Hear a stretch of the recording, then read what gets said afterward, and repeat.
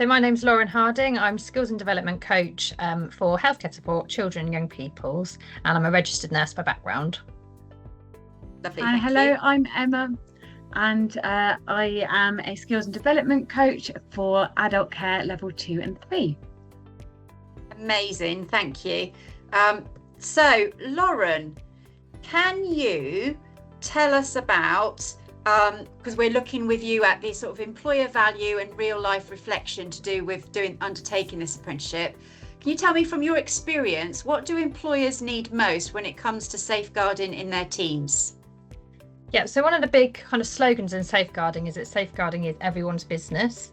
So a company with a really strong safeguarding culture can be confident that they're not just compliant with that relevant safeguarding legislation and guidance that they need to follow, but that they really care about those individuals that they work with. So this could be across any sector that work with children and work with adults. An organisation, they need all their members to have some knowledge of safeguarding so they can spot the signs, make referrals where necessary, but having that specialist designated safeguarding role and that person with the right training, knowledge, skills to give advice and support the wider team, and also to be that link with external agencies. That is really important, I think, in safeguarding organisations. Amazing, thank you, Lauren. And how do you think this apprenticeship will support employers to build that stronger safeguarding culture that you've just spoken about? Yeah, so when we think about safeguarding cultures, we often talk about an embedded safeguarding culture. So this is where it really kind of runs through as like the thread within that organisation. So it's ingrained in everyday practice, values, behaviours. So everybody is thinking safeguarding at all levels of the organisation. And to support kind of an embedded safeguarding culture, there are lots of factors that are important. So leadership commitment, having clear policies and procedures, but importantly, having those trained staff that you can go to for safeguarding queries. So an apprenticeship really helps people that are taking on that role to have a structured and supported pathway to develop their knowledge and skills. Amazing, thank you, Lauren. And why do you believe then investing in this apprenticeship is important for learners and employers alike? So I think this apprenticeship gives learners the real practical knowledge that they can actually apply immediately within their roles. They can be learning as they are taking on the role more and more as that designated safeguarding person or working with those senior designated safeguarding people within an organisation. So it gives them those capabilities to sort of collaborate, to support others, but also to take on more of a leadership role, to have a look at their safeguarding resources, policies, training and those response procedures, because the work in safeguarding can be challenging. We know that decision making can be really complex, so we really need to give learners the right tools to be competent and confident. Brilliant, thank you. And can you share an experience where you saw strong safeguarding practice positively impact an individual or an organisation? So consistently over the years, I've seen how strong safeguarding cultures within organisations that have those clear practice guidelines, those appropriately trained staff who have that extra kind of specialist knowledge, has a really positive impact on an organisation and the individuals that it cares for. So this could be health, education, housing, a whole range of services.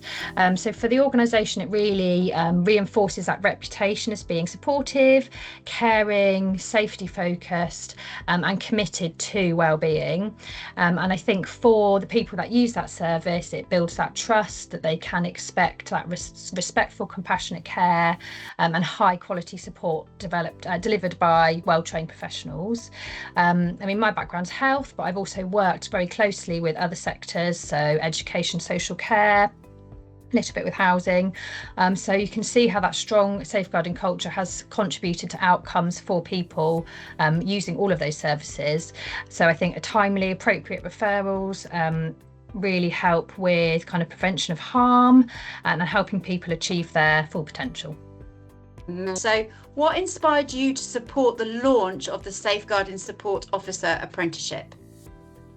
Well, I would like to start with how excited I am to be involved in launching the new Safeguarding Support Officer Apprenticeship.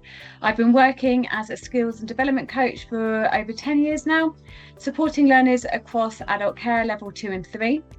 Before that, I worked in a wide range of care environments, from clinical settings to mental health, learning disabilities and dementia care. So I've seen firsthand how crucial safeguarding is in everyday practice across all corners of the sector. Over the years, I've also been directly involved in managing safeguarding concerns and whistleblowing processes.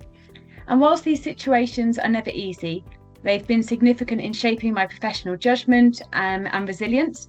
They've taught me how vital it is to act in line with policies, to remain calm under pressure, and to have the confidence to step forward when something doesn't feel right. That kind of occupational competence is exactly what this apprenticeship is designed to build. One of the things I really love about this programme is the variety of assessment methods used throughout the delivery. It's designed to be engaging, practical and flexible, with different ways for learners to show how they've understood. Rather than just sitting down to write essays or filling in paperwork, learners will work through real-life case studies, use SWOT analysis to reflect on own approach, create mind maps to unpack complex safeguarding systems, and design practical tools that they can actually implement in their working practice. Things that they will generally improve the safeguarding practice day to day and align with CQC standards. Amazing. Thank you, Emma. That sounds really exciting, actually. You started by saying how exciting you are, and that does sound really exciting. Thank you. From your own experience, why is safeguarding such an important part of working with others? So alongside my professional work, I've also volunteered with the Samaritans, something that's had a real impact on how I approach safeguarding. Listening to people during moments of deep emotional distress taught me that safeguarding isn't always about visual signs or major incidents. It's often about picking up on what's unsaid, recognising subtle cues and being a steady presence when someone needs it the most. That experience really connects with this safeguarding officer's apprenticeship and what they need to develop. The ability to create safe spaces, to listen without judgment, to stay calm, and to know when and how to escalate a concern. Volunteering taught me that safeguarding is just as much about building trust and human connection as it is about understanding law and procedures. Amazing. Thanks for sharing that, Emma. How do you see this apprenticeship helping learners gain the confidence you've seen makes a difference in safeguarding? This apprenticeship is all about developing practical confidence and understanding how to put theory into practice. Knowing not only what to do, but how to follow the right processes when concerns arise.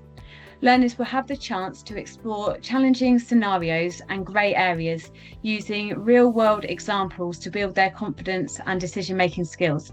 They won't just be learning policies by rote, they'll be developing the ability to respond in a measured, informed way when faced with complex or sensitive situations.